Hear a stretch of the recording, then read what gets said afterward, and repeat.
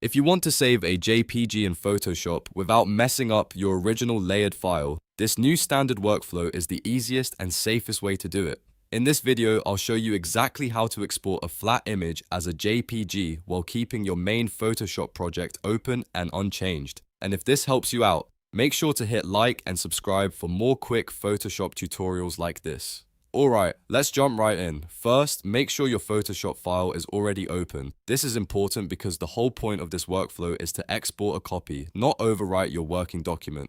That means your layers, edits, and adjustments stay intact, while Photoshop creates a separate JPG version for sharing, uploading, or printing. Now go up to the top menu bar and click File, then choose Save a Copy. This is the new standard method for exporting flat images in Photoshop. If you're on Windows, you can also use the keyboard shortcut Ctrl, Alt, and S. If you're on a Mac, use Command, Option, and S. This shortcut is a fast way to bring up the same Save Copy window without having to click through the menu every time. Once the Save a Copy window opens, look for the Save as Type dropdown if you're on Windows or the Format dropdown if you're on Mac. Click that menu to see the available file types. From the list, select JPEG. This tells Photoshop that you want to export your image as a JPG file instead of a PSD or another format. After that, give your file a clear name. It's always a good idea to use a name that makes sense, especially if you're saving multiple versions of the same design. Once the name is ready, click Save. At this point, Photoshop will open the JPEG options window. This is where you control the final image quality.